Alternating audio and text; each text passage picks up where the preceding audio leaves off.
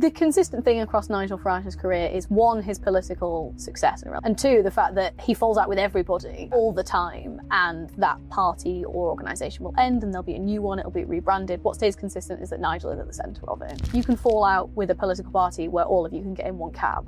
Then you have a problem when you're thinking, what if he's got 70, 80 MPs? If you can't keep 5 together, how do you keep nearly 100 together? When you have things like the ridiculous stories you read of, oh, well, someone's child only eats chicken nuggets, therefore they can't be deported to a country, outside of Europe. This is absurd. The public will also say this is ridiculous. And if it comes down to we've tried every single thing except leaving the ECHR, it's understandable that a lot of people think, well, that is the only way that we're going to get control of our borders ever again. What do Keir Starmer's U-turn on winter fuel payments and Robert Jenrick tackling tube fare dodgers on social media have in common? They're both reactions to Reform's storming success in the recent local elections. So given that everyone in Westminster appears to be dancing to his tune, we have to ask, is Nigel Farage the real Prime Minister? I'm Alys Denby, Opinion and Features Editor of City AM, and in this week's Free Thinking, I'll be discussing the onslaught of the turquoise terror, along with the housing crisis, the possibility of Britain leaving the ECHR, and the upcoming spending review with Emma Revell, External Affairs Director at the Centre for Policy Studies, and, of course, a City AM columnist. Emma, welcome back. Thanks for coming. Thanks for having me back. You wrote a great column for us this week. Everyone, I assume, has already read it, talking about how basically Nigel Farage really seems to be setting the agenda in Westminster for both Labour and the Tories. They seem to be following all his talking points, whether it's on welfare spending, whether it's on immigration, and even when it just comes to the social media strategy. Why do you think everyone's so scared? Well, I think they're right to be scared. I think one look at the polls will tell you why they're scared. Nigel Farage has an incredible staying power in politics. He has run several different campaigns and organisations, and they're always he is at the centre of all of them, and all of them in some way or another have been immensely successful. No one was expecting necessarily 5 MPs at the last election. The local election results were phenomenal for Reform, and they are very determined to build on that.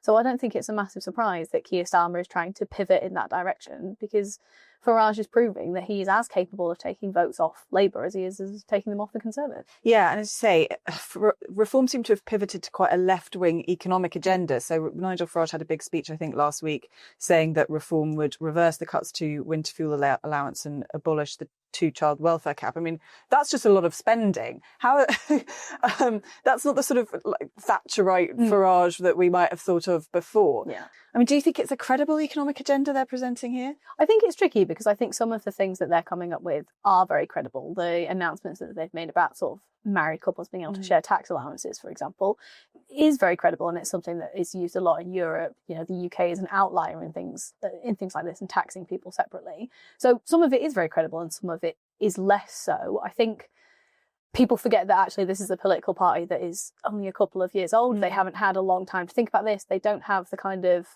policy making resources in-house that other political parties do. I think they are going to make missteps like this where things don't necessarily add up or look coherent across the board as a whole. You would hope that over time this smooths out, because if it continues, it will undermine Reform's credibility. If you go into the next general election with a package of measures that simply do not add up and are going to cost the country billions, that's not credible. But he has got a couple of years to iron this out. We're not there yet. Yeah, so I mean, they went into the last election with a manifesto that I think the IFS said it was massively full of holes. Is there not a sort of reminder of a sort of turquoise Corbyn here? When Corbyn sort of went to the election saying he was going to give everyone free broadband, right? So there was a lot of individual policies that people liked, but they just recognised that it didn't add up. Yeah. Do you think there's a possibility that that's what's ultimately going to puncture this Reform balloon when it comes to the election? I think definitely if nothing changes. I think at the last election, people weren't necessarily as focused on Reform's individual policy offerings within their manifesto. It was more of a vibe. It was more of a shift against the Conservatives. It was more discontent with immigration. I think flash forward a couple of years, they're going to have a lot longer to bed in. They're going to have a lot more track record of not just Nigel Farage, but other MPs speaking out on other policies. If in a couple of years' time, that's not consistent and it doesn't add up, people will probably respond in the way they did to Corbyn and go, well, we like this individually, but we just don't trust you that you're going to be able to make this happen as a coherent package. I personally think that while Nigel Farage is a very compelling leader, and as you set out, he's made so much running in politics over decades. But he's also clearly quite an impossible person to get along with. I mean, the number of people he's sort of fallen out with, and even just today, Zia Yusuf, I think, has fallen out with Sarah Pochin, who is a newest Tory MP, over banning the burqa. Like, none of them can agree. Yeah. And I think maybe that these personalities are just not possible. The consistent thing across Nigel Farage's career is, one, his political success and relevance, and two, the fact that he falls out with everybody all the time, and that party or organisation will end and there'll be a new one, it'll be rebranded. What stays consistent is that Nigel is at the centre of it. If they're going to really commit to a credible attempt at being a government after the next general election, this is I think the most challenging thing they need to iron out, because nobody in the country is going to want a whole government with this level of instability at its centre. If you can fall out with a political party where all of you can get in one cab, then you have a problem when you're thinking, well, what if even if he wasn't, prime minister, what if he's got 70, 80 MPs? If you can't keep 5 together, how do you keep nearly 100 together? Yeah, exactly. And I think we've seen with Boris Johnson what happens when you've just got a lot of internal chaos and drama. Yes. Let's not do that again. Let's not do that again, please. I suppose one of the main things that Reform campaign on is obviously immigration. It's one of the things where they've made most gains. And we are now seeing the Tories, maybe the emergence of a policy on this, which is around ignoring the ECHR. Is that what they want to do?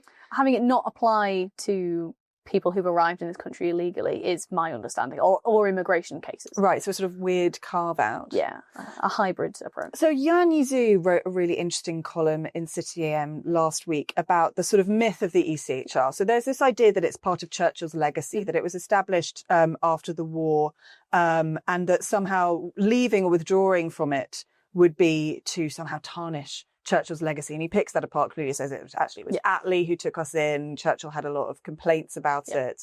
I think that's definitely worth kind of just like, let's get rid of that myth. But do you think there are merits to the idea of either leaving or overlooking the ECHR? How much do you think it is actually the block on us deporting foreign criminals? It seems to be the primary, that and the government's inability to do anything. But a lot of that is linked to the ECHR.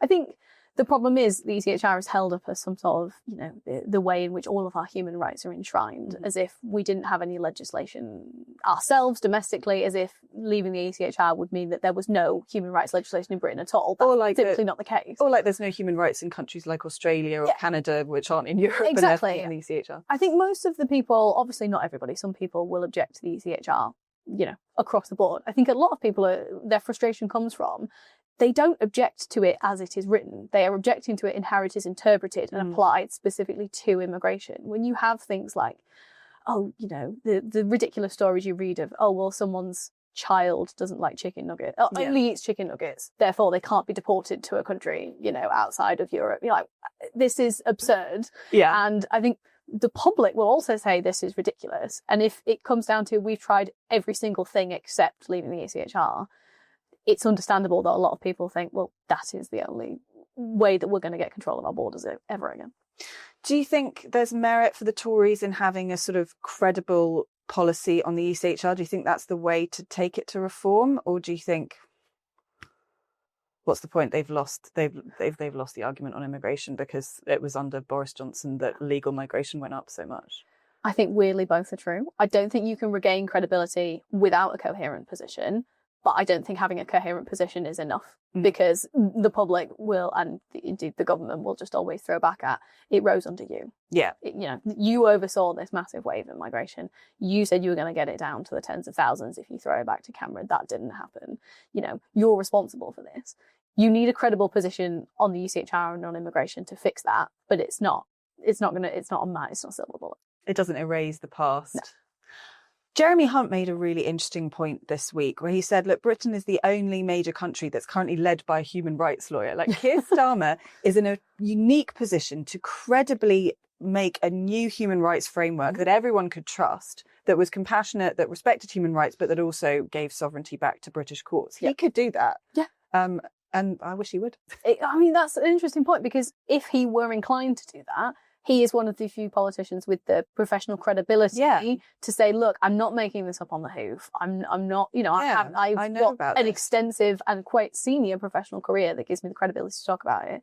But that's not where he's at. It's not where he's ever been at in his career either. No, and I think we've seen quite a lot of controversy around Lord Hermer, his Attorney General, just very much, I think, sticking to a sort of international law orthodoxy. Just thinking that, if a court tells you to do it, you have to do it. Yeah. And I think he's very close to Keir Starmer. Yeah. I think that's how Keir Starmer sees the international order as well. Yeah. Well, this is why we've given away the Chagos Islands. It's, why we're making lots of other decisions where the, legal framework is a big player. Yeah, it's frustrating. Now, I want to talk about something else which I know is very close to your heart and also to mine and City M's, which is housing. Yes. This week, a new campaign group, which I think you're part of, launched called Conservative YIMBY. Yes. Also headed by another City M columnist, Simon Clarke. So tell us all about everywhere. Well, I think the idea is there has been a strong YIMBY movement from the centre-right for a number of years, but there hasn't been a specific Conservative associated organisation or Conservative branded organisation to push for a pro-house building move within the Conservative Party, because you end up with an issue where the Conservative voter base is mostly older, mostly homeowners, not just homeowners, but homeowners who have paid off their mortgage. They are disconnected from the impact of the housing crisis personally, although they may see it through their children and grandchildren. And Conservative MPs, even the ones who are privately, acknowledge that we need to support house building, not just for the Conservative voter base to exist below the age of 45, but also for economic growth, are reluctant to say so publicly because they worry about what the pushback will be from their association, from their constituency, or from voters in their local area. Yeah, I mean, I remember seeing this kind of firsthand when I worked for an MP, for the southeast, a very expensive part of the country. And, her constituents complain, my children can't afford to live here. Housing's so expensive. But then every time a new development is opposed, the political dynamics are you have to oppose it, stand outside it with a placard, because otherwise you're protecting the green belt. Yeah. And you're protecting people's views from the people who already own homes and ignoring the fact that other people need to buy homes. We have a massive housing deficit in this country. We need to do something about it. Yeah. So it's about having a voice that actually sits within the Conservative Party sort of framework to go, actually, we need to advocate for this.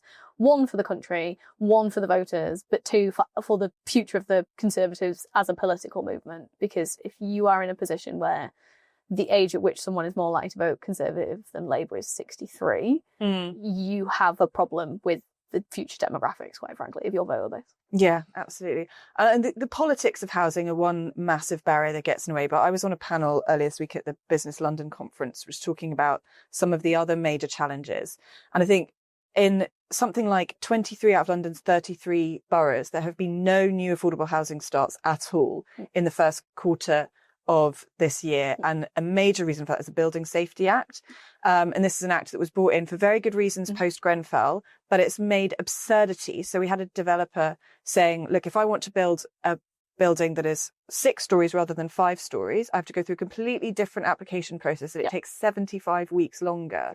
It's absurd. It is. And it's things like you have to have a second staircase, which people often link back to Grenfell, but actually the Grenfell report makes no mention of this. It doesn't say that a second staircase would have saved lives. That wasn't the issue with the Grenfell Tower. Similar to nutrient neutrality requirements, they are things that are well-meaning. There is nothing wrong with saying we don't want developments to have an enormous adverse impact on the environment. But if you're saying you can have no impact whatsoever, you are quite obviously then making it impossible to build homes. Absolutely. And another major development, I suppose, in terms of London housing is Sadiq Khan's announcement that he wants to unlock more building in the Greenbelt. This is something I think we would definitely support. I think the problem is that the new London plan, which would make this happen, is something like 18 months away, which is clearly beyond his mayoral term, likely even beyond the next Parliament. So how realistic do you think building on London's Greenbelt is? It's one of those moments where someone makes an announcement and you go, thank God. Yeah. Welcome to the team. So glad to have you with us. Where were you before? Yeah. Why now? Yeah. Because I think, Sadiq Khan is very proud himself of his housing record. The problem is that housing record is actually terrible. The way that he represents new housing starts is false. Yeah. Quite frankly, the numbers simply don't add up. And he likes to tout himself as, you know, I'm happy to build in London. I want to support London, and Londoners' ability to buy, you know, in the city. But actually, if you look at what he's done in practice, it simply doesn't add up. So, Sadiq, it's nice to have you, right? But you need to actually do something about it. Another point is that building on the Greenbelt is great, and it is a place where you can build family homes, for example. Obviously, they do need to be accompanied by the infrastructure. Yeah. Otherwise, you just have people driving cars around, paying huge congestion charges, and but you also need densification in the centre, which is where the jobs are, where young people want to live. Yeah. Building on the Greenbelt is great, but it's not the full answer to London's housing challenge. No, it's not. London needs a mix of housing, just, you know, because it has a mix of people and a mix of needs. I think my colleague Samuel Hughes has pointed out a statistic, which is that if you look at the boundaries of London today, they basically map almost entirely to the boundaries of London in 1939. So London stops where builders put down their tools to go to war, and it has not grown. That is not true of Paris or Frankfurt or, you know, international cities that London would wish to be competing with. If we don't offer Londoners safe, secure, affordable accommodation, then London's not going to survive, ultimately. Yeah. You need to be able to afford to live and work within a reasonable commute of jobs. And that means, yes, we need more houses on the Greenbelt because the Greenbelt is effectively strangling London, but we also need densification, tower blocks. You know, people see tower blocks as a dirty word, but actually, you know, if you're looking at 10, 12 stories in parts of Chelsea, Kensington, you know, people quite like those. Yeah. They think they're, you know, incredibly lovely and attractive housing. So we need to do more of that as well. Yeah. So I think also the Greenbelt was originally imagined by a sort of Victorian conservationist, I think links to the National Trust, who thought that cities were sort of moral hazards that needed to be contained. It's like, no, look, London is the best place in the world. It should be as big as possible. They were dirty and polluting, probably sinful as well. Yeah. A moral element to it, and we shouldn't allow them to get too big. But actually what you've done is trap them. Yeah. So that they are just suffocating. Speaking of dirty and sinful, next week we have the spending review, which is where Rachel Reeves will set out basically the funding envelopes for each department. We've also just had the strategic defence review, which is promising to get to 3%, but not in this parliament. 3% is an ambition. Yeah, I think by 2027. But NATO have basically come out this week and said it needs to be 3.5. Bad news, guys.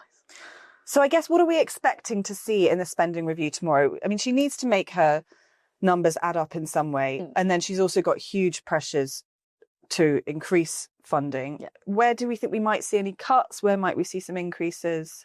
I think ultimately what it's going to come down to is these so-called unprotected departments are going to have to make significant cuts in day-to-day spending. She has already pledged a significant amount. I think it's about 110 billion for capital projects, which is great. And earlier this week she was talking about trams and trains and metros and all of that's wonderful. But those numbers are actually quite similar to what the previous Conservative government said that they were going to deliver, and that didn't happen. So just because you've announced a big number doesn't actually mean it translates into an actual project that benefits the country. And on day-to-day spending, if we're re-upping the winter fuel allowance, if there's pressure on the 2-child benefit cap, if, you know, public sector workers want more pay rises than are being offered, Rachel Reeves is either going to have to commit to all of those, and then where is the money coming from? We are going to see tax hikes in today's budget, or she's not going to commit to those things, and she's going to have a real problem with the unions and her backbenchers. I think we're going to get both, frankly. I think we're going to get strikes in the summer, followed by tax rises in the autumn. Wonderful. Have fun with that. That's a cheery note, isn't it? It probably does feel most likely, because I think the problem she has is it doesn't matter what she gives in terms of additional spending increases, it's never going to be enough. Exactly. And we can't afford them anyway. Yeah. Great. I think that's the note on which to end. Cheery. Thanks so much, Emma. Always a pleasure.